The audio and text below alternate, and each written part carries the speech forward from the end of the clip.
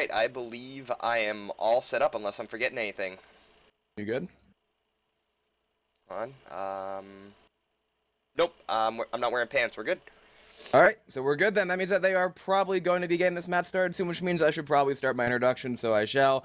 Welcome to the second round of the L4D2 weekend tournament for the first weekend of 2014 here. The first time, I should say, it's being run on a weekend in 2014, because it hasn't been run since 2012. This is not the first weekend in 2014, but you get my point. We're in the second round here, which means that these teams did advance from the group of 8 now. We are down to 4, and these two teams are fighting for a spot in the third round, which will act as the, I guess, the pseudo-grand finals of the tournament, because it's still only 8 teams with single elimination, but you get my point. I am Rails Barlow, casting right here on Joe's stream again after our 4 stream in a row day yesterday, Joe. That was one hell of a thing. Yeah, that was great. That was a good day. Apparently somebody's singing in game. Yeah, that was great. We saw some great matchups from the teams. We had some good moments. We had some interesting moments, drama, some interesting moments, and it all ended well, though. We had a great time. Yeah, I would definitely say so, and I am just asking Dana for a full rundown of his roster right here. We are about to go live in a couple seconds with Team Bedtime versus Team BiC. It's 2 B names once more, and I think this actually might have the possibility of being a great game here on a Stick Up Kids New York server on the Parish. Winner of this game, as I said, does advance to the next round, and Joe, we should be expecting a lot from this match. I'm expecting this to be... Oh, I just dropped something. I'm expecting this to be a great match. I was expecting this to be a great match. You know, we have 2 really good teams kind of coming at it. I see a lot of people in chat kind of going crazy, so this should be fun. I think it's going to be great. And obviously, Team Bedtime does hail from the United Kingdom, and Zombie Man is still singing in game. He's used to doing this, and I do recognize a lot of the players on both of these teams. And interestingly enough, for Team BiC, Zombie Man, Jesus Christ, what are you talking about? You can still hear that, right? Yeah. Yeah, that's just usually what happens whenever Zombie Man's in a game. I have no idea why he does that. He's usually obsessed with nipples. That's just his thing. But yeah, so as I said, for Team BiC, I can recognize pretty much everybody there on that roster. Really helped them out by scrimming for them, or against them, I should say, before this tournament. And I can also say on the side of Team Bedtime, I recognize all those faces, except for Ninetales. But as I said, we actually are about to get this going live here, so we could do a quick roster rundown, I would say. Obviously, Team BiC hailing from the United States. That's Kimchi, Pooh Bear, Vixen, and Karma. And I can say Pooh Bear is actually Fox, who used to play with ZSN. And who do we have for Bedtime here, Joe? We have Ninetales, Zombie Man, who's going crazy on the mic. We got Crocs and Corito.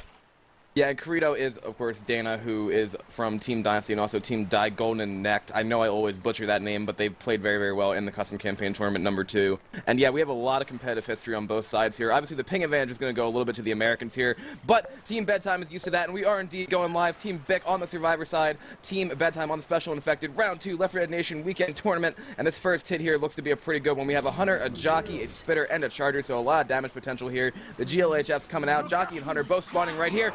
Going in, as a matter of fact, Nick's going to get the dead stop, and the Charger does land. Spin's going to go on top of that as well as the Hunter lands in the back, and that is a nice start coming out from Team Bedtime there, Joe.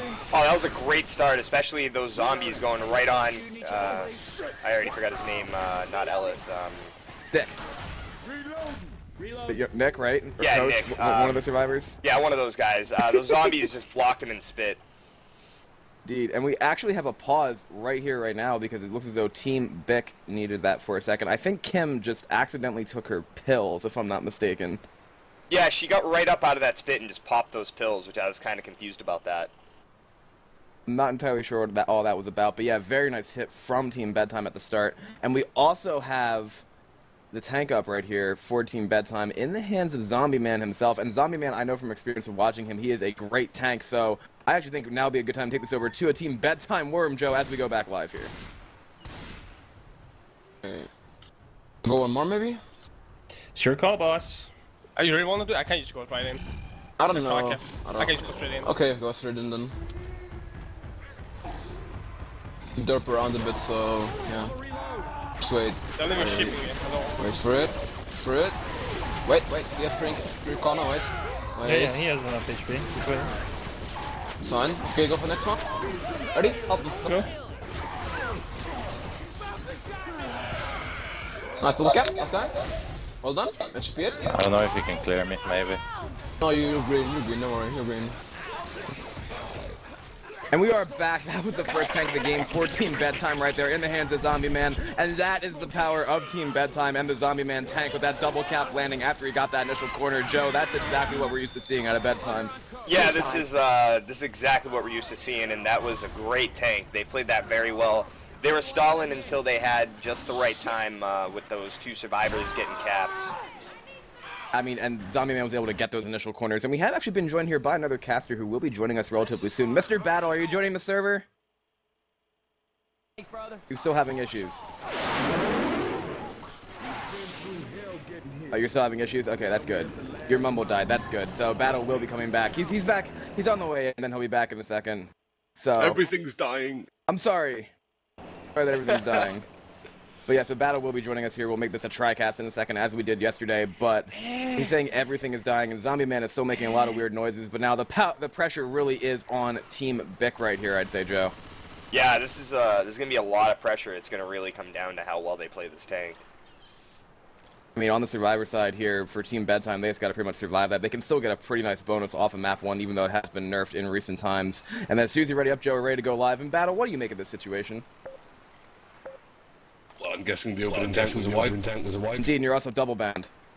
Oh dear. You fucking noob. Have a Hunter, a Spinner, Jockey, and a Charger again for Team BiC. Coming in here right now. Charger actually leading in, gonna basically bounce off on nothing there. The Hunter does land for a momentary second onto Ellis, and Spit does go down on top of that, and Jockey gets a little bit of a ride as well. And have you fixed yourself again, Battle? I think I have. Alright then, so we should be good. But yeah, as I said to Joe here, it's gonna be on Team BiC now to really perform with this tank. And we have another pause. Hey, perfect time for me to go on about absolutely nothing. So yeah, unfortunately I missed the whole of the first tank fight because I was like loading games and loading Mumble and trying to get shit to work. But it worked eventually. Yeah, I mean, Bedtime, they had a pretty damn good match yesterday, even though they won it by quite a substantial margin.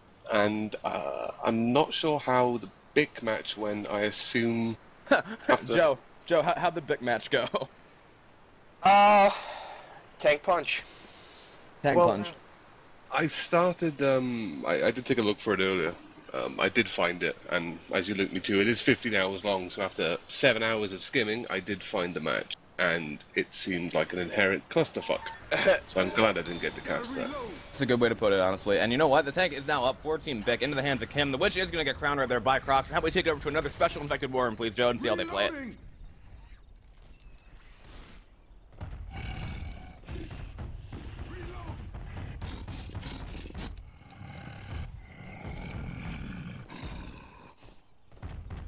It's actually pretty good. Going in. Let's go. You guys can help.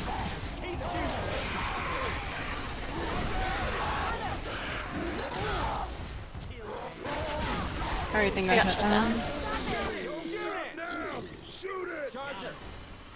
And we are back. That was the first tank of the game right there for Team BiC, getting absolutely annihilated by those Uzis Battle.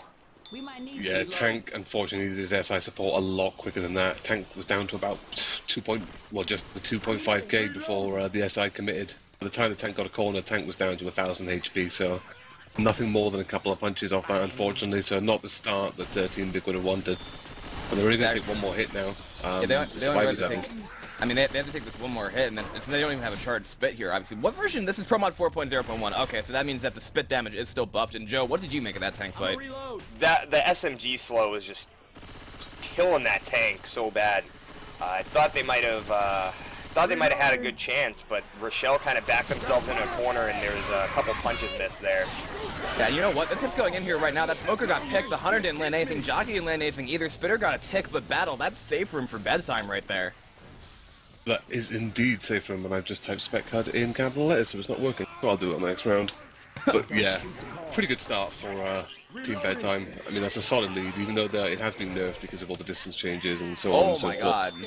I mean, just shy of a 500 bonus on this map. I mean, that's like the old school scoring when the map was worth 400 points. That's incredible right there. And Joe, you don't usually see that highest score off Parish map 1, but they were practically untouched after that tank. Yeah, that's, I didn't expect that health bonus to be that much. That's going to be a really hard lead to kind of come back from. I have not seen a health bonus that high in Since Battle, like Battle said, since it got nerfed, I haven't seen that. Usually you would see teams with a wipe like that. They say Parish map 1 is insignificant, but that is absolutely insane. And being up by over 700 points right here, and honestly, the tanks on this map here, they really... Map 2 is not usually a point where you see the score gap getting any smaller. Usually that's like Map 3 and Map 4 where the comebacks are made, if any, but I don't know, Battle. This is going to really put BiC in a hard position.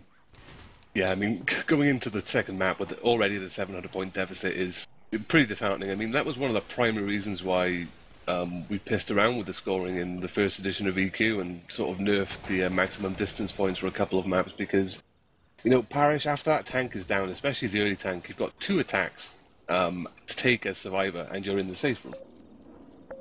So, I mean, it just needed a bit of messing around.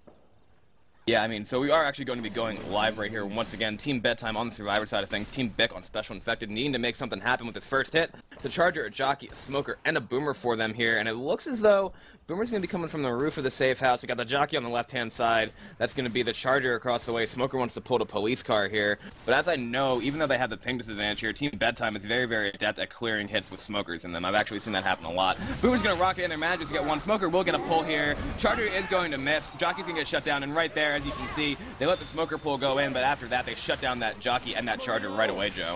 Yeah, they shut that hit down really fast. I was hoping to see that Charger connect, but they just missed a tiny bit. Yeah, if the Charger connected, that would have resulted in a great deal more damage for him. But you can sort of see how Bedtime want to run their hits. As you said, the Smoker went out. They let the smoke go out and then just focused down the more damaging of the SI, which obviously was the Charger in that situation. With the Boomer already gone, one person boom. There is another hit going in. Jockey's running around behind the survivor, as is the Boomer's spot. Boomer gets caught, Jockey lad. Oh, Charger misses his charge, gets a stumble, and the Hunter will get picked as well. And there is a natural horde. The survivors are going to be near enough into the outside the alleyway under the bridge, picking up weapons. Yeah, and now that the hit's down, they don't really even give a shit about that natural horde. They can just kind of push forward here and keep clearing those common. Tank's going to be at 53% here. I do believe that is... Before event, isn't it? Before event? I don't know, Joe, do you have any idea? Step in the trailer. Tank, I think, is right as they go into trailer. It's either right as they go into trailer or right as they open the door. It's very close percentage to that. I think 56 I think it's is when they outside step of the door. I think they're going to, yeah, I think as you just said, they're going to have to go in. So, yeah, they're going to have to close the door. They're going to have to start the event here. But I think if they sit in the right position, they can stop the horde from spawning. But the tank is going to be up right now. 14 BiC in the hands of Vixen. Boomer rocketing in is going to get picked. And what worm do you think we should go over to, guys? I think we should check out the Survivor. Yeah, okay, let's go over right now to a Team Bedtime Survivor Worm, Joe. Jockey low. Hold. He's low. What if I not in the fighter? I thought a different fighter. Where are you at? The bridge already? It's on the bridge, I think. It's on the bridge now, watch out. Should be. Failing. He almost failed. Would have been funny if he dropped. Yeah, I've seen it before. Yeah. Come on, guys. She done. doesn't matter. It doesn't matter. Careful now. Right above us. Keeping sight.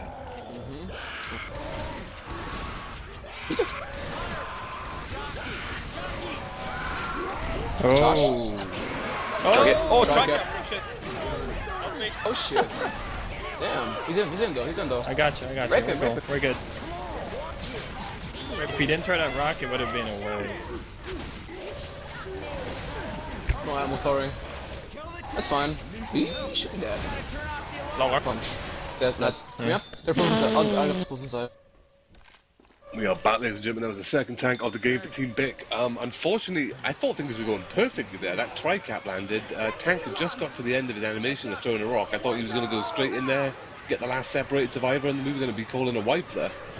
But the attack got cleared. Tank got one in cap.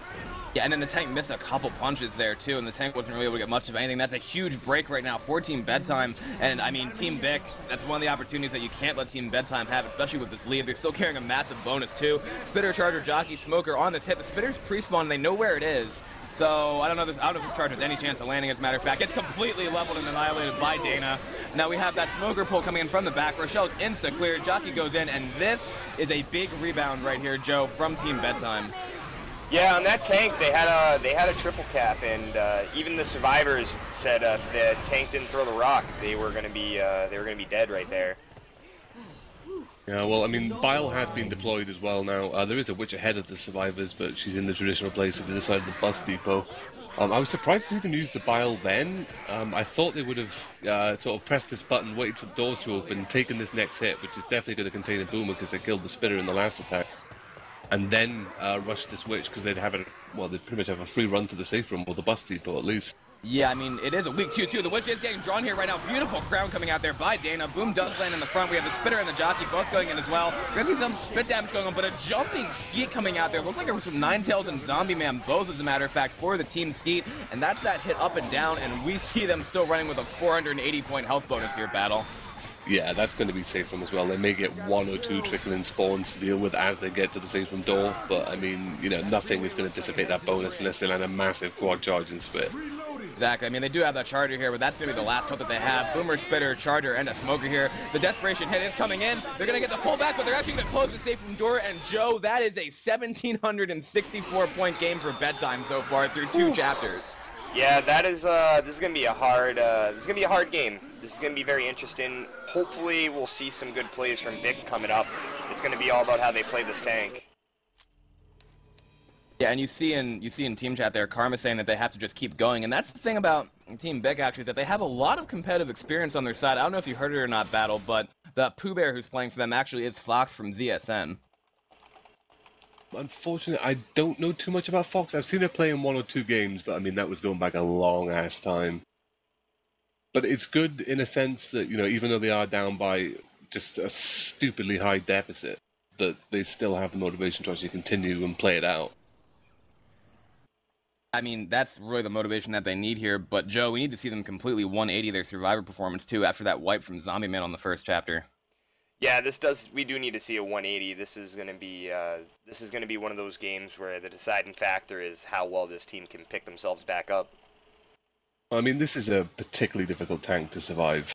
I mean, you usually see experienced teams go in pretty comfortably with that tank and either secure the wipe or do a tremendous amount of damage. Unfortunately, we didn't really see that from BiC's tank. I'm hungry for nipples after this. Fucking Zombie Man.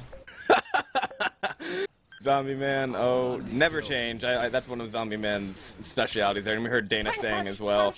No, stop. No, stop. Okay, so it's going to be a Jockey, a Charger, a Smoker, and a Boomer here for Team BiC on the first SI hit. We're starting to lose it here, Joe. I can just kind of tell. Yeah, this is already good. This is already getting really good. And see, the thing is, that's what I mean. They're one of the best teams, Team Bedtime, like one of the best teams probably. They're definitely top on the world stage too. Like they're up there, definitely able to compete with pretty much an elite. But they're also like a really hilarious group of guys. So I just love them. And we have the hit coming in from them right now. As a matter of fact, Smoker gets a plow, does get cleared. We have the Charger and the Jockey both going in. Charger will land on a coach there. Jockey gets the cover as well, almost a 2-cap. And Boomer does proxy back onto him as well. So that's going to be some okay damage actually coming out on that hit battle. Very solid over in here. I mean, Smoker was cleared particularly fast, but what we saw from the previous round with how Bedtime shut down the attack, they focused that Charger as soon as it came into range. We saw BiC take their time a little bit more, and as a result, caught that charge and caught the momentary double cap. Yeah, I mean, that was really, really close to being disastrous there. But, Joe, if they can keep going with this pace here, they actually might be able to make up a lot of this distance.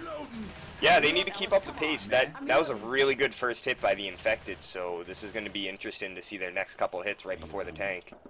Yeah, they have a pretty good one right here. It's a Charger, a Smoker, a Hunter, and a Spitter, so we might be seeing some combos going on from that Smoker Charger maybe, but they're set up differently, actually. Charger's on top of the bathroom roof there, and the Smoker's pinned behind a tree right now. I don't know exactly what he's trying to do. I think he might have been trying to go for that pull charge, but the Hunter's actually pre-spawned on top of the sign there. He's now going to fall down. Now they're going to get together, and they do get the pull charge right there, and the spit on top of it, and that right there is the coordination that really gets a lot of damage a lot of the time, Battle. That was a good amount of coordination. I think what BiC were actually doing there was trying to hold off a little bit longer for the natural horde to sort of spawn up. I think that's what...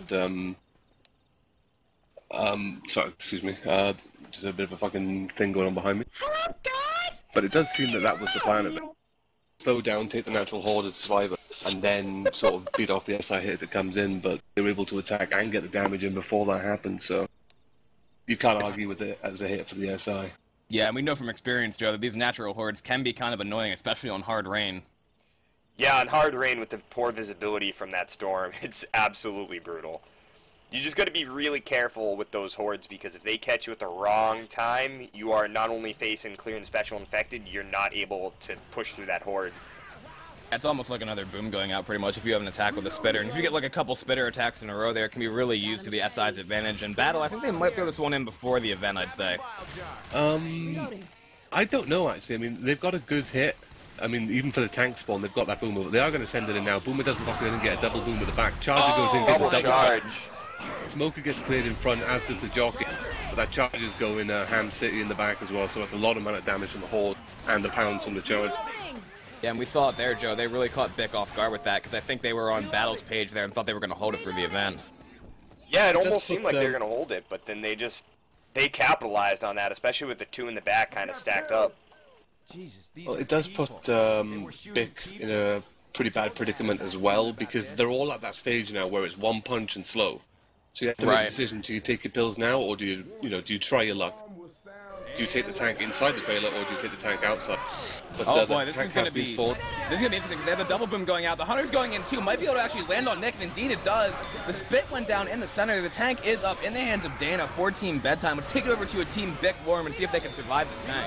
Alright.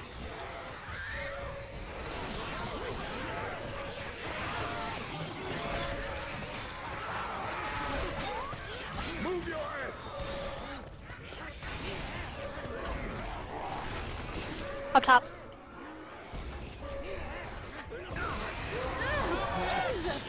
You dropping in? On pull. He's on me.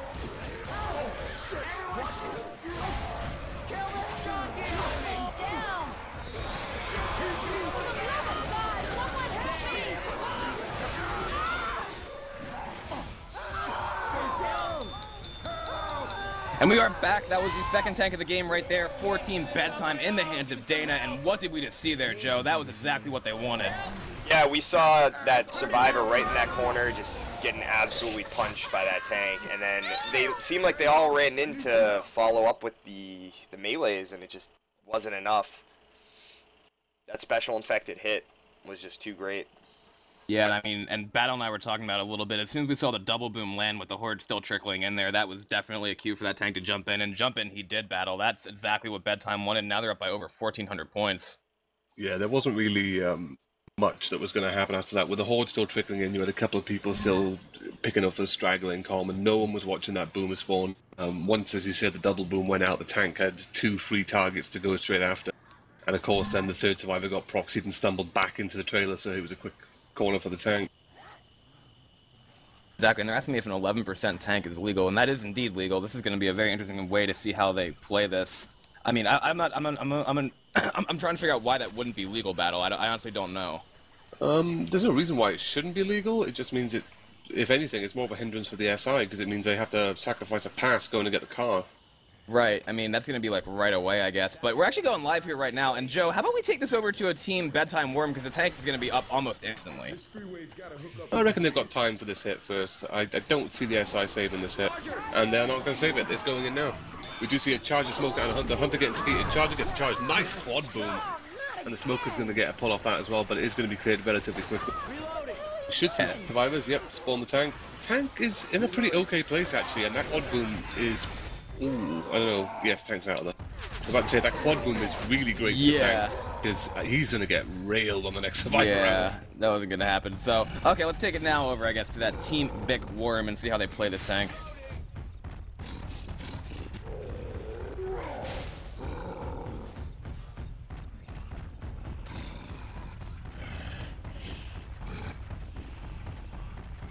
Do you want a free boom, or do you want me to hold it? I don't know if I can free boom anywhere there. Try to go for 20%. Let's go. Alright.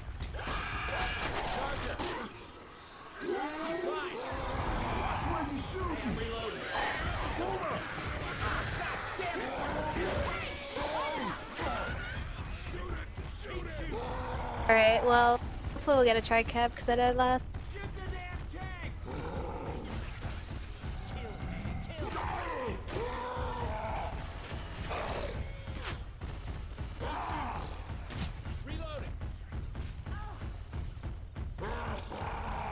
Is the dumpster critical on the bottom? No. No.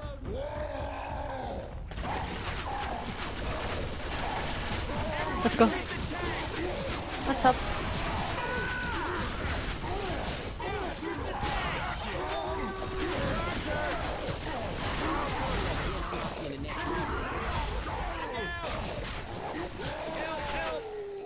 You can take it. Oh, actually, never mind. We're back here. I was going to say Bao can take it, but instead we are back from that war room right there. 14 BiC, third tank of the game in the hands of Karma. Imagine you get only one down there. And Joe, we have just seen the consistent performance from Bedtime continue. Yeah, that was a consistent performance, although I feel like BiC kind of botched that hit a little bit, messing that tank up slightly. I would say so as well. That Charger did stumble that tank in the corner there. In battle now, this is not looking good for BiC at all. No, timed out. And that charge could have been the difference. If that charge didn't stumble the tank, that could have been the difference between 1 or 2 punches and getting somebody down right away. That's it. So the hit is going in here. Boomer does get popped. Spitter does manage to spit on Ellis with a pounce on top of that. Smoker did get killed. So another nice shutdown coming out from Team Bedtime. And they're going to keep rolling here. And actually, you know what? Now Bao does rejoin us battle. Why do you keep crashing? My assumption is that my internet is a piece of shit tonight for some reason. Not sure why that is. Not entirely sure, because I mean, I guess it knew that you were going to come and have to cast with us, so it just decided to not be good. But the switch is going to be spawned up here, Joe, and this might be a chance for BiC to do something, but they really need to make like a wipe happen. Yeah, they really need a wipe in order to get rid of all that health bonus, but a wipe would be ideal in their situation right now. They look like that. Yep, draw crown. Draw crown is going up here. Smoker and Jockey both in the front, which is having issues climbing, but now will indeed get it. And we're going to see Team Bedtime dropping all the way back here because they know the spawns are in front. They plan this out. Zombie Man's doing a good job just up top there, and they're railing that Witch. Shocky gets killed, which is glitching out as a matter of fact, and that's usually what happens there. And we are going to see that Shard to go in, Smoker go in as well, Witch is off, and they're actually going to try to chase it. Gone. They're chasing it to try to get the points, but now they're going to keep going forward, and another pretty good shutdown right there from Team Bedtime. They found all the damage onto non-health bonus battle. Well, I mean, with the experience that Bedtime have as well, they know, even with the difference in damage scoring and so on and so forth, it's easy for them to preserve their bonus. They're just sending one person in as the traditional tampon to soak up all the SI hit. And it's worked out particularly well for them. I mean, they had a massive bonus map too. They're on course for a big one again, map 3. There is another hit going in though. All coming in from the front, 2-2 setup. Boomer gets a nice double boom and stumbles one survive, almost 2 actually, back into a little bit of a spit puddle. And we'll pause. Pause.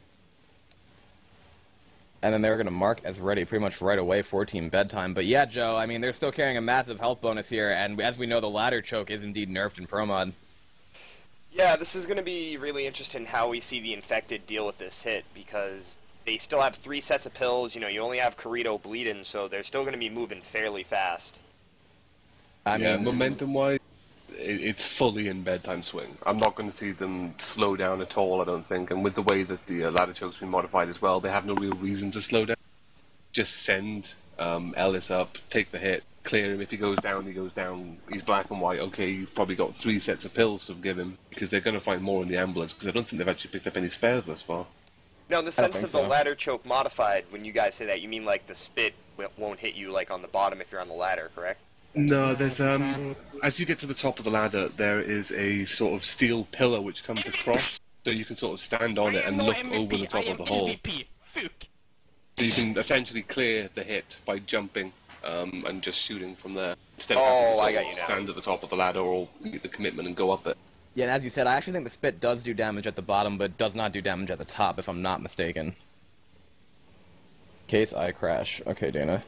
So, alright, so if he crashes, Thunder killed him. Okay, so that makes sense. But yeah, like you said, I mean, that ladder choke used to be infamous right there with the number of strategies that teams could employ because of the damage that could happen from that spit and stuff like that, and it was nerfed. What version of Pro Mod was that battle? Was it like 3.6 something?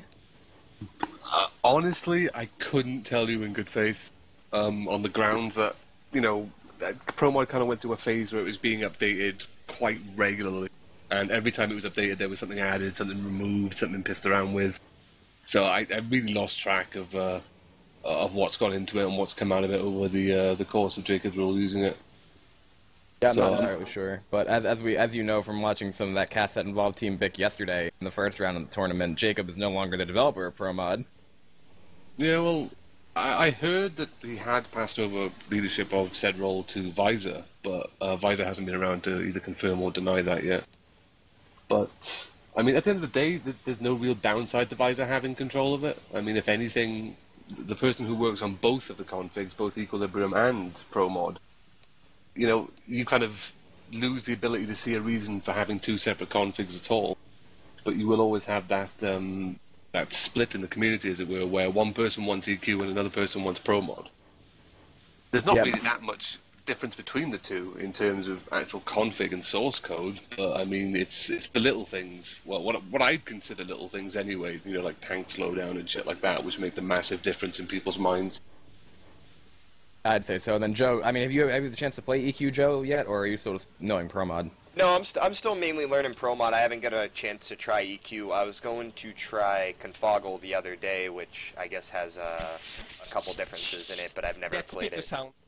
Well, if it's Confoggle 2.2.2, I think it is, you might as well avoid playing it, because that's basically the precursor for the fresh config, which is the basis for the Equilibrium and the ProMod config. Yeah. So you can avoid playing Confoggle 2.2 pretty much entirely. Go straight to ProMod or straight to EQ. But I mean, to not sound biased, obviously, because I was an early developer for EQ, I don't even know what has really been changed technically through the course of EQ since about 1.3 myself, because it's been that long since I've worked in it. So not to show any bias towards one config more than the other. Even though I obviously prefer playing EQ over ProMod. Yeah. See, Joe, this is the thing. We actually did a podcast on Kiss Me's for I think it was the second edition of the Black and White podcast, and we actually went back and traced the entire history of the Left 4 Dead competitive configs, and it's actually a really, really complicated backstory. It's like tracing the lineage of kings and queens. Pretty much, yeah. In a sense, but I mean, it all boils down to the same thing. It boils down to personal preference and just what you want to do with the game or how you want to enjoy playing the game. But if anything, I think enjoying the game for the person who develops the config is probably as far away from the truth as you can ever get to. Because, let's face it, no matter what you do, not everyone's going to enjoy it. And if you don't have thick skin, or you just don't have the presence of yourself to just sit there and either take it from people and ignore what they have to say, then unfortunately you kind of get the situation we have now, where, let's just say shit's flung off the handle. Well, I think people also tend to take it a little too far. I mean, that's the whole reason you have multiple versions on the server, you know. That's why when we do ProMod, I mean, people will actually be like, hey, which ProMod do you want to do? You know, you don't have to do the newest one. You can still do, you know, like 3.7 or 3.3. I mean, choose which one is the best situation. Nobody's forcing you to play the brand new one. Yeah, I mean, the only reason I'd say would be the best reason for keeping up with the newest version of the config is so that if you do decide, you know, to get together with a bunch of friends and join a tournament, you're up to date on everything that's been modified. Because, I mean, as I said previously, there isn't that much that's been changed in terms of huge or game-changing modifications to the config over the course of the last few updates. But I'd say noticeable, especially if you're new to it. Yeah, and that's the other thing. The transition between obviously playing just base Left 4 Dead 2 to ProMod and stuff like that. I remember when I made that change. I started playing first, I believe. I'm trying to remember exactly what version of ProMod it was. It was a really long time ago, so it was a really early version of it. It was like September of 2012 or something like that. And when you first change over and that kind of stuff, you have to have a mode where you're going to have to learn all the new tips and tricks of both ProMod and EQ if you decide to play it. And it takes a while to actually learn. I'm actually helping a few people who play just regular vanilla right now get into ProMod, and they're saying pretty much it's almost a completely different game, especially due to the fact that in ProMod, a lot of the elements of vanilla were taken out in that sense. And then the other thing that people automatically see, obviously, is the registration change between 30 tick and 60. So it's kind of like, it's definitely a different game in that sense, but once it takes a while to get used to it, I'm pretty sure. You could probably agree with that, Joe.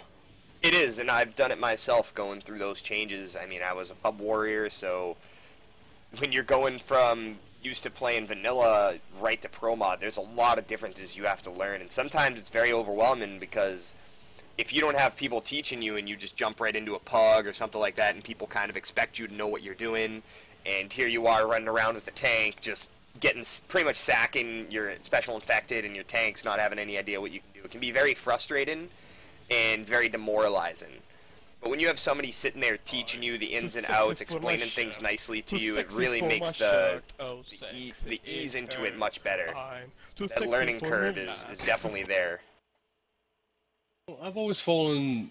I guess I look at it in a very primitive and almost barbaric manner. If you want to learn the jump between, you know, as you called it, pub starring or constantly playing public, going to pro mod or EQ, whichever one you so desire to go to, the learning curve is always going to be the initial thing you need to scale. That is the first wall. Getting over the fact that you don't have medkits to rely on, you don't have tier 2s, etc., etc. And then once you sort of find your zen, as it were, in those situations, and you meet like-minded people who are probably, you know, in the sort of same boat you are, they haven't been playing the configs for that long, they don't really have any establishment in the community, and from what I've said before, playing previous configs like Confoggle Lite, to name one, because that's the first one that pops into my head, I've always found them as far too much of a, more of a hindrance to new players than a real step in the right direction, because as much as I appreciate and respect Prodigy Sim's ability to get the Confogger mutation into rolling, I find that because you have the choice of whether you want to play it or not, as a much more beneficial step to sort of looking towards Confogger than Confogger Lite was, or ever was. I'd still go with the same theory that, you know, find like-minded people, get involved in the scene. But it is a very difficult scene to break. We do have a lot of helpful people in this community that are willing to teach people and put the extra time in just to, you know, help people out and have them understand, you know, the pro mod, the confoggle, you know, all these different competitive Left 4 Dead, I guess you would say, I'm trying to think of the word. Thank you, aspects. Just to learn them, because, I mean, it's not easy just to jump into it, and it's very intimidating for somebody just to be like, hey, let me try to do pro mod. You know, it's like you can't just Google, hey, how do I get into the pro mod scene? You know, it's something that a lot of people don't know how to, and I mean, that's where Left 4 Learn comes into play, and a lot of people in this community that want to help people really helps out. Yeah, I mean, the way my team did it when we were first starting out, it was just me and a group of friends who decided to download ProMod and put on one of our own servers. And then after that happened and stuff, we started reaching out to members of the competitive community, namely Alexi from Team Mediocre and Dawkins from Team Polarity, who happened to be in the same vanilla clan. And it was like, after that, once you actually see actual competitive players and exactly how good they are compared to people who just stay and play vanilla, it's like, holy crap, we wanted to be involved in this. And then we started scrimming Alexi's team a lot, and we started Alexi's team of him and his friends. We didn't actually scrim Velvet Room until way later, but like, seriously, for a year there, it was just like doing our best to scrim whoever we possibly could. And, oh god, Zombie Man. Yes, Zombie Man, it's one of the longest pauses we've ever seen in the game, I agree. But the point that I'm trying to make is that there is no blueprint for actually getting... There is no blueprint for actually getting into the competitive community. It's just like you have to find a way in which you do it. Everybody's path to the competitive community is different. So it's really just then how you decide to do it and what friends you play with. And I think the best way to do it would be with a group of people that you know. And as Battle said, it is kind of barbaric, but the best way to learn how to play the game is to get the living shit beaten out of you by people who know how to do it with some assistance. And Alexi, like... pretty much he played us all the time with his team and his team of friends and stuff like that who are also learning the game, and we played those games constantly and consistently. And then he also would do things where he split our team in half, and him and Dawkins, and then maybe Remix and somebody else, like another really, really good player, decided to come in and play, and it was really good. So that's really the different way to do it. Yeah, I'm gonna have to kick Karma, I believe. So after that, we can get this back live. But that's the way I got in the community. It's basically everybody does it differently. Yeah, because I actually ended up getting into it through my friend Mahler, who was trying it with Ninja, and then Ninja got me into the community, and from there I love doing pro mod compared to pubs, because pubs usually the first match everybody just rages, the first map, and then essentially, I mean, it's just a botched game and you have no fun, or people are so heavy that you just feel like you have cement shoes. On a sort of unrelated note, really, sorry to sort of veer off track a bit. Like, I never actually had any idea that Mauler played Left 4 Dead. Like, I've known the guy from Unreal Tournament for about 7 years, and I've never known him to play Left 4 Dead at all. Just happened to open and watch Left 4 Dead one day, and I could see him streaming. I was like, what the heck? I know this guy. I've been around this guy for a couple of years, but where did he come from? Yeah, we used to play together all the time, but he prefers to do more pubs, and I'm just like, I can't do pubs, man. I just can't do it anymore. It's a bit of a pain in the ass, but I mean, I got into the comps in a very similar way. I joined the beginners tournament, and then I ended up adding Dragon, calling him fat a couple of times and bullying him into letting me do some casts, and here I am 2 years later, or 3 years, something like that. Some retarded amount of time later. But I mean, if you look at my profile, it says that I've got, 2,000 plus hours of Left 4 Dead, and I guarantee you probably about 12 of them are playing. And we are live. Indeed we are. So Kim and Chi are both going, her name's Kimchi, but it's Kim and Chi are both going to load in 2 separate players. We are live. That was an extremely long pause, but hey, we filled up with some very educational conversation. I'm quite proud of us. And we're back at the situation where Team Bedtime still has that momentum, I believe, with 3 sets of pills here. Dana being the only one who is bleeding. And now it's down to this ladder choke, I'd say, here, Battle. Well, unfortunately, even if they do sack the boom... Oh, no. Unfortunately, if they do sack the boomer, they're not going to have the spitter in time. I mean, what I think I would have liked to have seen them try to do here is, rather than relying on the the traditional ladder hit, going for the old school approach that has been featured in so many of Bowflex and Frag videos. If anyone hasn't seen them, I strongly suggest you go find them on YouTube. Of making use of the actual rear charge and dropping 2 of the air side down behind the survivors. Yeah, I'd say so. I mean, dropping the SI down from the back is definitely a way to do it here, and especially with that sense of the spit being nerfed. If you can actually get like a charged spit down there, it really does help. And they're saying wait like 20 seconds, something like that. And Joe, how do you foresee our special infected team playing this hit? I have a feeling they're going to possibly try. I mean, they have such a good lead. They really can play this however they want. They could do this very risky. They could do it very conservative. But I feel like they might be saving it for the ladder going up. I don't think they're going to... It doesn't seem like they're going to hit with them jumping down right here. Saying just spam buttons instead, and that should fix the person being stuck here, but we're seeing a lot of nice sportsmanship from Team Bedtime just sitting here waiting. It is a very annoying... Is she trapped on a treadmill? Too much burgers from Zombie Man, what the hell? I don't know, battle cheeseburgers. It's probably because Dragon's sitting around watching, no doubt. The sheer mention of beef burgers or anything with deep fried on it just lures him to the computer. As you can tell, Joe, the casters are a very, very flowers and unicorns group of people. I love unicorns. Oh yes, by all means. I'm still trying to convince Femputer to actually go make me my avatar, the naked cherub. She's been quite reluctant. A naked cherub? Yeah, I mean, cherubs are usually scantily dressed anyway, but the little angels, but I didn't want a little angel with a bow and a heart-shaped arrow. I wanted a 400-pound fat man with a slice of pizza. Very graceful of you. Oh, gosh. And we are back again here now where they can actually move, so we're going to see our Survivor team drop here because they were apparently anticipating a hit at the top there, but obviously Team BiC is not going to go for that. They're going to go for something here on this ladder, I think, Joe. Yeah, I think they're going to set up for the ladder. It's a much more safer hit, and they're guaranteed damage. And there's that pipe we talked about, or that metal ledge right there. Yeah, for those who don't know and those who watch your stream usually, that is one of the changes in Pro Mod. When the going gets tough, the tough get naked fat guy. And they're actually saying they're hitting from the bottom. That's a nice double cap landing, and actually they managed to M2 the Hunter off and kill it. That would have been a beautiful tri-cap, but still a lot of damage going out onto Crocs there from that charger, and a very nice hit from Team BiC there, Battle. I like to call that hit, not from the rear, I like to call that the crop circle. I think it was Moby Dick who used that against Polarity in a game. And they caused, because it was such an unexpected little hit, everyone was waiting for it to come from above, and it just came from right around the survivors as they were all sort of baiting the ladder. And it worked tremendously for Moby Dick in that situation, and it's just pulled off really well again for Team BiC. Now, can Spit land on that little metal ledge? No. I don't think it can. Okay, that's what I thought. Another hit coming in, as a matter of fact. We do have that charger landing there. The Spit is going to get on top of that as well. Smoker got a pull in the back, but that's a lot of damage. However, it is onto Dana, who was the non-health bonus here. They are going to have to find him pills. There is one set ahead in the ambulance, and that's about it, because he is now going to be black and white on that setup. But they do manage to traverse the impound lot without setting off a card, Joe.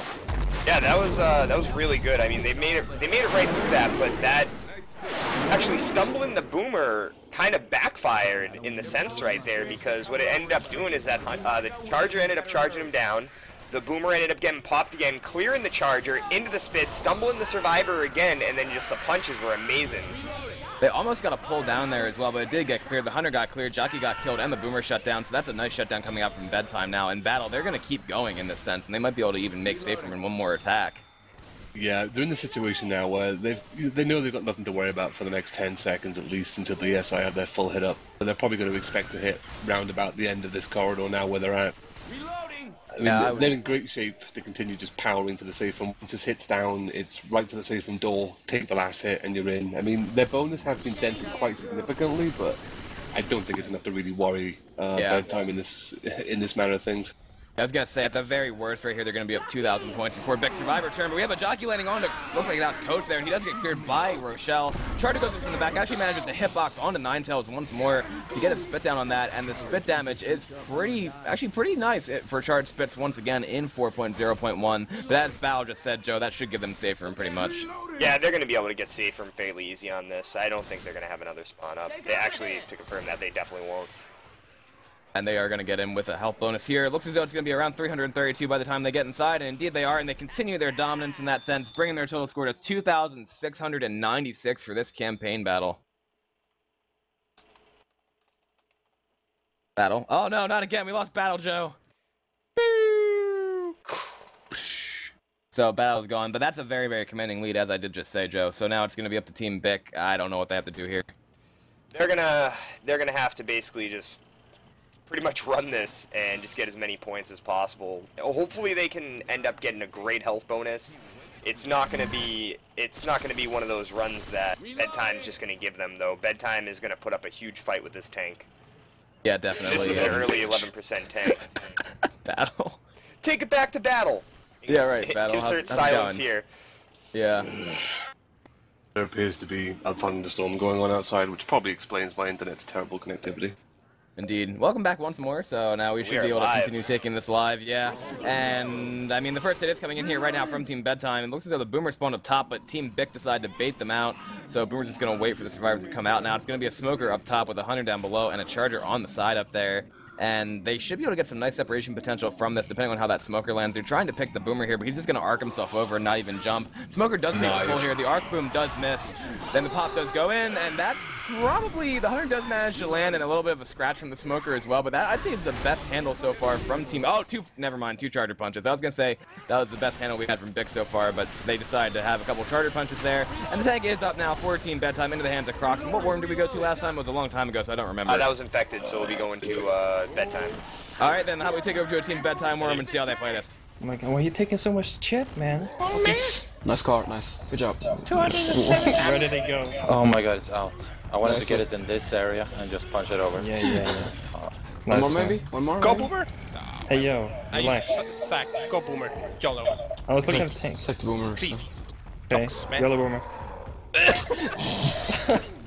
Too much burgers. Whatever. That Too much was biscuits. Fucking fatty. Sorry, bro. Get some diet, please. I just died, so I don't need to die yet. Yeah. Rest in pepperonis. Oh my god, too much damage. You can start to You can do my 5 Too much shit. Yeah, keep going. Have fun. 520 smoke soon. No scope, smoke. 520, oh god. MLG smoker? Oh. Go to the open. I get big sun. If you pull him, he needs help. He needs help. Same card. Pull him again. There you go. Mind you, Crux. How can I hit? Same. Oh god. I can't reach them. I can't reach. Pulling. It's okay, Crux. What the fuck is this? And we are back, ladies and gentlemen. That was the third tank of the game for Team Bedtime in the hands of Croc. Unfortunately, managed to punch his car outside the map boundary levels right off the bat, which is really unfortunate for the tank in that situation. There is a Boomer going in, however. Gets a nice little boot, and there's a separation going at the back with Ellis. There's a Charger Spit ready to go in off there. Charger goes. Spit is going to go down on that, perfectly placed, and that's going to be an in cap. Is that going to knock Chi black and white? No, she hasn't even been down yet, but now she is going to be down. The Hunter actually has a beautiful separation pounce on Nick as well. A huge separation coming out there, and Team BiC got caught extremely off guard there, I'd say, Joe. They got way too separated at that choke point, especially with that boom. They should have just all backed up and made sure to clear that horde. That is going to be black and white, I believe, isn't it? No, no, I thought you white. went down to the tank. Yeah, no, it was close because Crocs almost got it, but he missed a couple of punches on that tank there after hitting his car out as well. But they actually have another hit up for Team Bedtime for this choke point. It's a Smoker, a Jockey, a Charger, and a Force Spawn for Crocs in about 2 seconds. Gonna be looks like it's gonna be a Boomer. So that means they do have a lot more separation potential here. And I don't know, Joe, this could be really good again. Yeah, it could. This is going to be an interesting hit, because right there, especially with that boom, I hope they back up once again with this horde. Because that smoke, I mean, that... Oh, the smoker gosh. just... Oh, man, the Charger just took that smoker. Yeah, that's exactly what they wanted to do there. They got a little bit of separation, boom landed in the front, and what the hell happened to all their health after the tank battle? This is not good. Yeah, I mean, they handled the tank in, a much more solid way than they have thus far. I mean, they've been wiped by every tank that's come at them so far, but they handled that one with a decent amount of grace, I think. And due to some SI coordination with the Hunter and Smoker taking the same target initially. But, I mean, they're still seeming to struggle with the hits.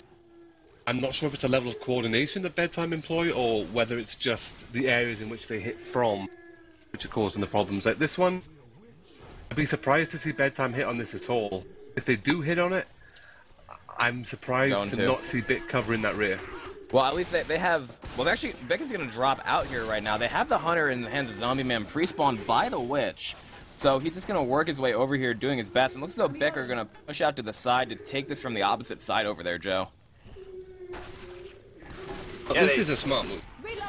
They're just completely avoiding the Witch, which hopefully they draw out this next hit before this Witch needs to be crowned.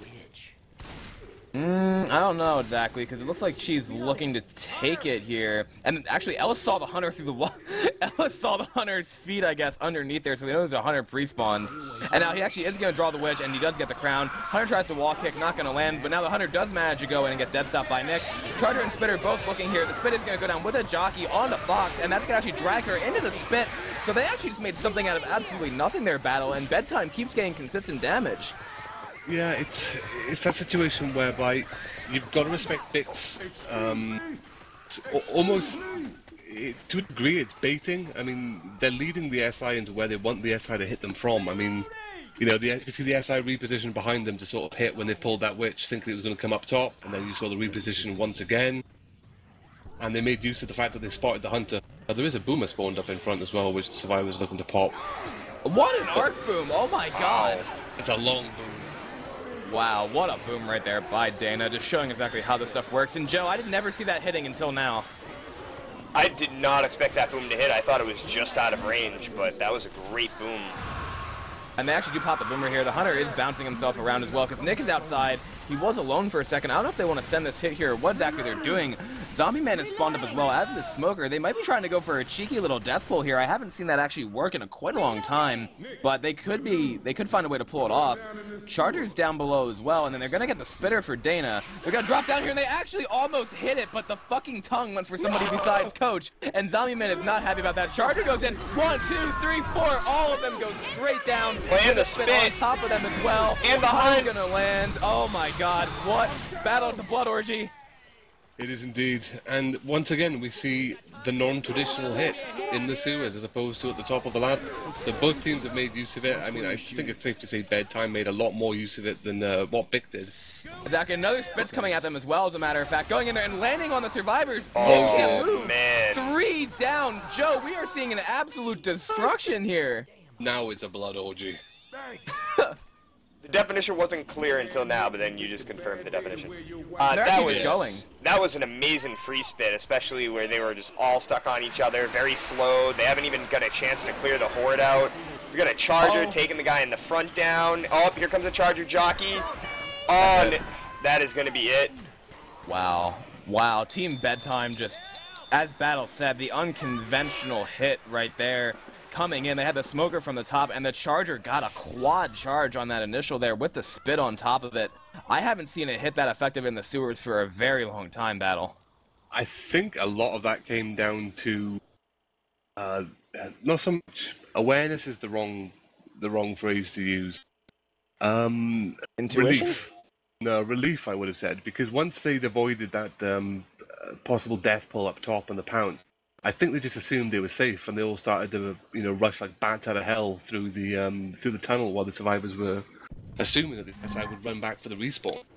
But of course, the charger was waiting to go in front with the spitter, and no one had their melees out, so that charger was able to just bowl through the entire infected team.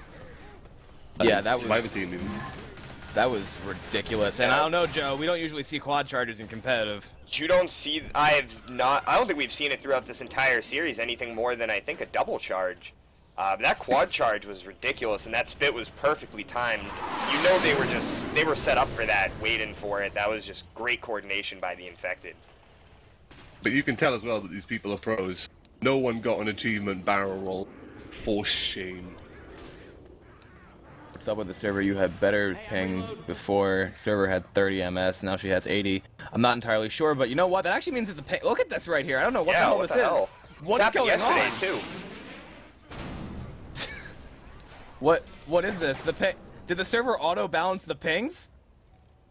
I don't think Valve has that capability, unfortunately. Question is, does Jacob have that capability? No, I think it's just a momentary glitch. I've never seen that before, because now actually theoretically it is a balanced game, even though this is a New York server, and I know from playing with Kim, she usually has, as they said, like 30 ms on that. She's ping is accurate because she lives on the West Coast. I'm not sure exactly where Fox is from. Vixen's pretty close to the West Coast as well, but I know Kim's usually green, but I'm not entirely sure. They're going to pretty much just have to deal with it, and that actually does... Once again, early tank as well on this Yeah, map. that just kind of levels the playing field. And we are going to be going live here, and as Joe did just say, it's an 18% tank, and this can be a pretty brutal tank, I'd say, battle. Oh, in this situation, it's not too bad. I mean, the damage potential can be limited quite a bit because the SI don't have that spitter to complement the charger. But at the same time, I think worst case scenario for the SI here is they don't land that boom and slow the survivors down enough that they can get their hit ready. But there is the hit going in. Hunter's going to get a nice in cap on Rochelle in the corner. Boomer waddles in from a mile away. Charger misses his charge and Smoker misses his pull as well. But I mean, charge to the fist. Yeah, I mean, that's about 30-some damage, so they got a little bit there, but I don't know, Joe, this tank can be really, really tough, as I said, for the Survivor team. It depends on really where the tank spawn, like where they're going to play it. They seem like they're pushing the tank right now. I don't know if they're going to be pulling it back or they're just trying to chip it. Yeah, they're going to pull back. Yeah, they're just chipping them. Yeah. They want to get as much chip as they can possibly before that tank does get close. They're going to have their melees out. Let's take it over right here. I'd say do a team Bedtime worm, as a matter of fact, on Survivor and see how they play it. Yeah, let's go. Reloading. Go back to safe room, guys. Stop shooting each other. Oh, it's back up. Oh. That's fine. I got the right side, don't worry. Reloading. Yeah, just keep your eyes on that. There's another route, but I don't think she knows. Yeah, I'll check it. It's inside here. She's inside. Yeah. Oh, my camera's You guys freaking can out. back up in this room. Oh wait, whenever. she can't. Never mind, I'm stupid. She's not. She can't. She's coming. Go back. Back in this room, guys. I can't control my camera.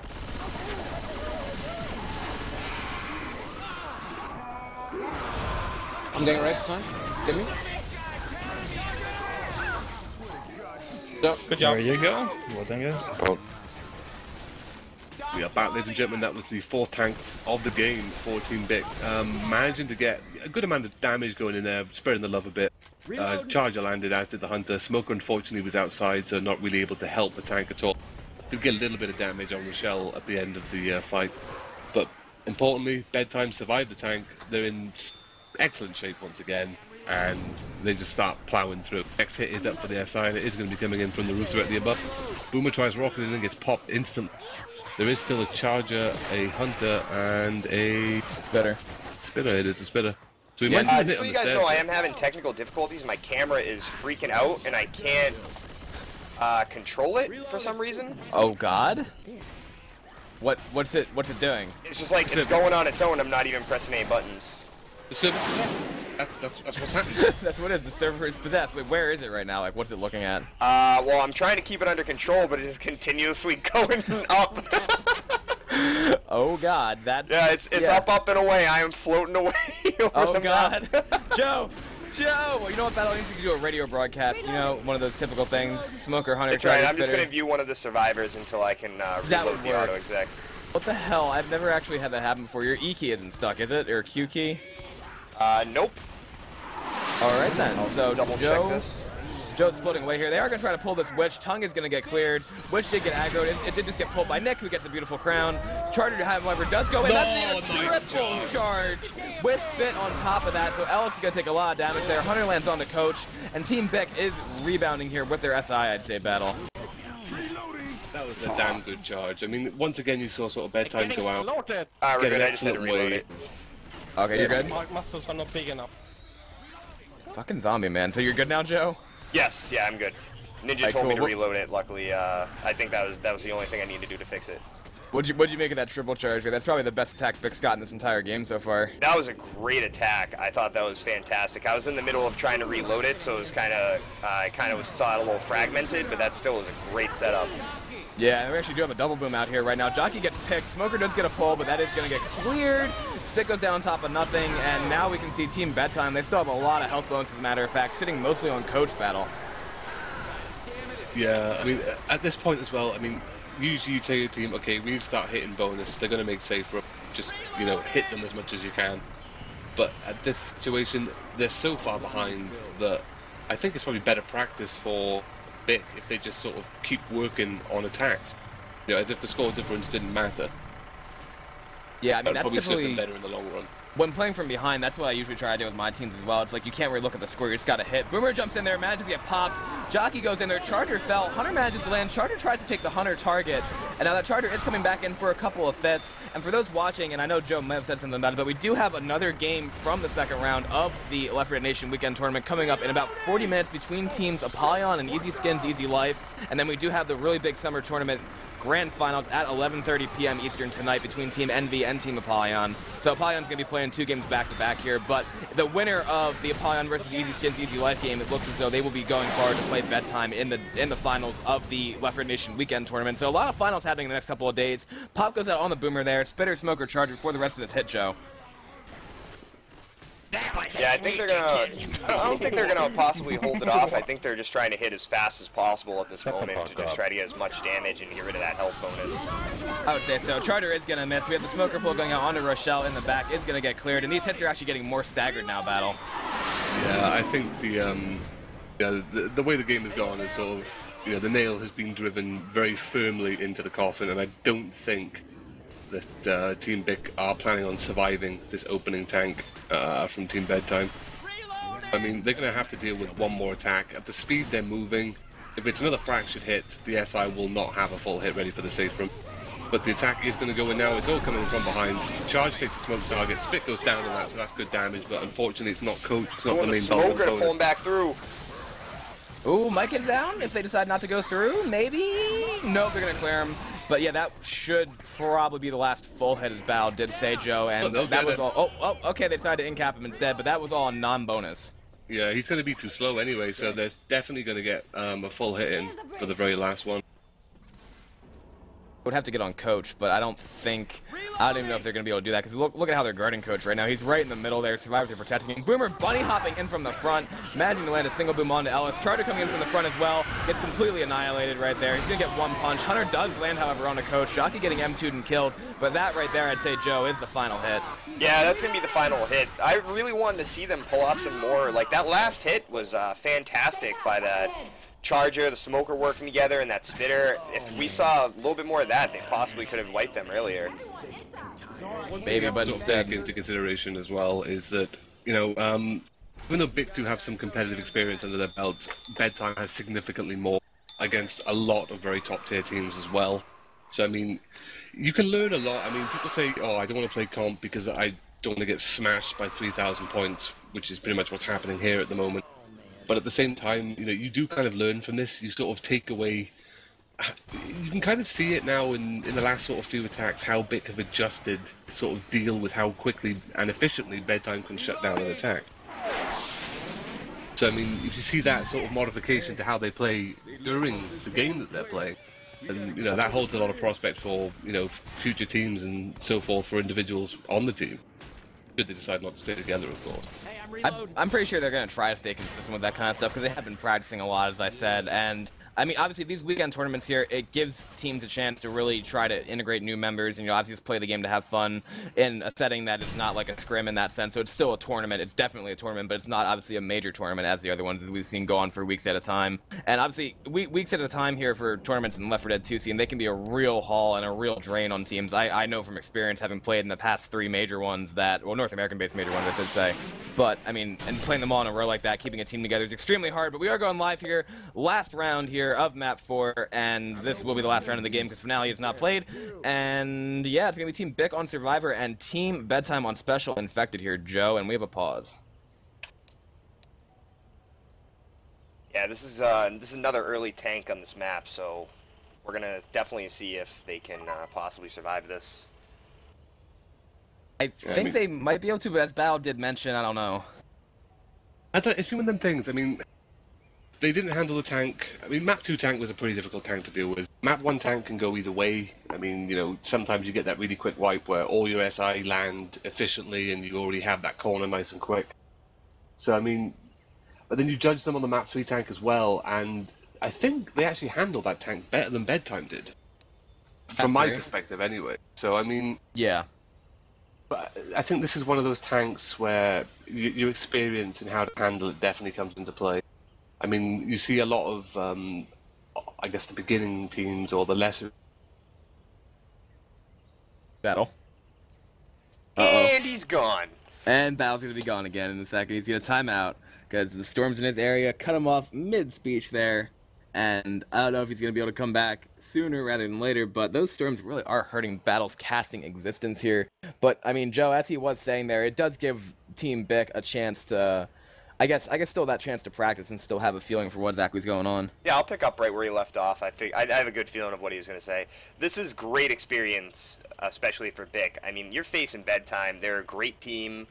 They've been in countless tournaments.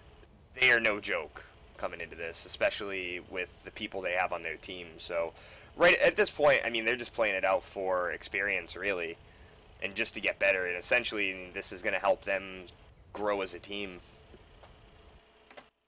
Battle? And I'm going to find the smallest, cutest, fluffiest kitten I can find and punch it in the fucking throat. If this happens again. Oh, goodness. They're waiting on Vixen, it seems, to get back, and I don't know, Battle, your story is exactly what you do during cast. I don't know if Joe's heard any of them, but they're quite colorful. Unfortunately, that's where my humor dictates that I reside. My brain sits in a strange place, to say the least. Oh, goodness. So, yeah, they are going to push their way forward here on the Team BiC side of things. Bedtime setting a hit in. Boomer does get popped. Smoker goes in, manages to land, but then the Charger does chest bump. Hunter does land onto Kim for a couple hits of damage with the Smoker repull, but not a whole lot of damage there, Joe. No, not too much. I mean, I wasn't expecting a whole lot of damage unless they were going to hit inside. But they didn't seem to really have too amazing of a setup to get too much damage done. But they did the humans, the survivors did a great job clearing. I say humans because I'm so used to having raptors. Yeah, you did see the special effect to take that, send that boomer in extremely quick as well to make sure they get it for the tank. The boomer in this area for the tank is perfect, and with the Charger dying first to the capping SI as well. Oh, that's just played that really well. Tank is actually finding his way around here. It's in the hands of Ninetales, 14 Bedtime. How do we take it over to one last BiC War Room here? Because I have a feeling bad things are about to happen, Joe. This one.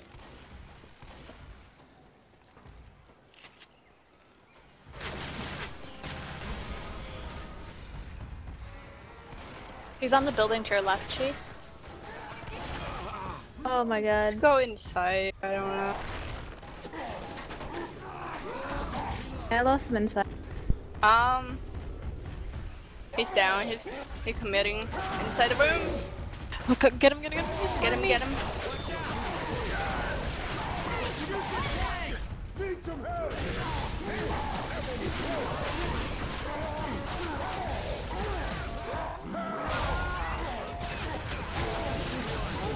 See if you can melee him.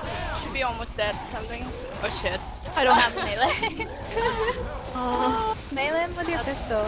Right? And we are back, and we just saw a tank go in there and wipe the survivors with no SI support. Yeah, they got caught really out of position, and especially they kind of got a little too close to each other. That tank had a lot of double punches. I am kind of speechless at the moment because that tank just went in there and just, I don't know, battle, what did we just watch? Yeah, pretty confident tank play. I mean, I think BiC had kind of resolved themselves to losing that game, unfortunately, so, I mean, that was probably not the way they wanted to go out with it either. I mean, that sort of tank just kind of going in and soloing, but as Joe pointed out, with that many double punches going in, rooming a tank is always a dangerous endeavor. But I mean, you know, if anything, what BiC can take away from the match is that they played arguably one of the top teams of the tournament, and, you know, they have some experience to take away from that. But it does leave a really good thing for what's to come with the finals. So I definitely want to see the Apollo on an Easy Skins match just to see what we get for the actual finals of it. Yeah, and that does guarantee the winner of the Apollyon versus Easy Skins match will play against Team Bedtime. That's going to be an amazing game tomorrow. I'm not exactly sure when it's going to be, but it's probably going to be a little bit earlier than usual. But Joe, what do you make of that match? That was a very good match. I mean, you're facing Bedtime, who's an amazing team. BiC is still, I believe, getting their roots kind of spread out, trying to get their little groove going. But they did pretty good considering who they're facing. Yeah, I'd say so. Whenever you're against a team like Bedtime, in that sense, I think the ping had no effect on them, and it was just an awesome game to see from Team Bedtime's perspective. But yeah, I'd say condolences to Team BiC for not winning that match, and congratulations to Team Bedtime. And as we said, I hope to see BiC in more weekend tournaments and more tournaments to come. I mean, the more they play together, the more they're going to develop that kind of, you know, coordination as a team. And I was told not to say synergy for some reason by Zen Digital. I'm not exactly sure why. But people are asking when the next match is going to be. It's going to be in exactly 30 minutes time between Team Apollyon and Team Easy Skins, Easy Life. And I'm expecting a great game from that battle. Well, hopefully I should be around to cast it. I mean, all things provided my internet stays connected for longer than 5 minutes. Otherwise, there will be a great deal of rage. But we shall see how it goes. But I do think it will be a good game. I mean, do we know what map it is? I have no idea. It's going to get vetoed. Bollocks. Hopefully they could have decided that by now so we know what to expect. Hopefully it's not hard rain again, but I guess with the things that kind of rolled around yesterday about the storms and so on and so forth, that the hard rain might be one of the first maps that is vetoed by one of the teams. Yeah, I'm not entirely sure. I'd like to see Carney. You'd like to see Carney? Why'd you like to see Carney? Because it's one of the finales that people like to play, I guess, especially if the game is close. And I mean, if we go off Easy Skins' previous games, I mean, granted it was against NV. I mean, there was fuck all in it really in terms of scoring difference every map. So when it all comes down to a finale, especially one which can flow either way thanks to that early tank on Dark Carney, then it's kind of fun. Yeah, I think so. And I don't know exactly how it's going to be. I don't know exactly how it's going to be going as far as the development of future tournaments with exactly how CCT3 is going, if it's canceled or not. And I think it actually might still be happening, but I'm not entirely sure why, because there's a new post by Jacob on the now fixed L4D2 Nation. So, and he did also release ProMod 4.0.1, and I'm not entirely sure what that's going to be happening right here. And I don't know exactly what's going on, but again, the community is in a pretty good spot with these weekend tournaments, and Jacob is still saying that he hates everyone, so I don't know exactly how it's going to work, and I am excited to see exactly how it'll play out, though, because as we know, Joe, there's never a dull moment in the L4D community. No, as we found out last night, there's never a dull moment, and especially on streams, these L4D2 streams you guys have probably heard from last night, fun things happen. Words have been said, and discussed, and possibly 1v1 fights.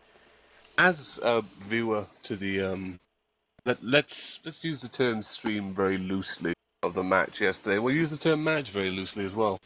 It was just a clusterfuck of stupidity, which will hopefully never be repeated again. And if it is repeated again, I sincerely hope that someone gets hit by public transport for doing it. It was just a waste of people's times. It was a waste of the streamer's time. It was a waste of the caster's time. And it was certainly a waste of the other team. I believe it was BiC, actually. So, hopefully it doesn't happen again. Yeah, I do agree with you there.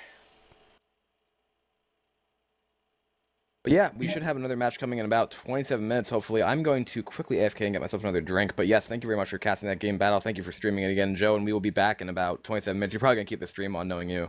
Yeah, I'm going to keep the stream on. I'll keep the sound on, and I'll probably just jump into a pub or something to give some these wonderful people something to watch while they're waiting for this match to start.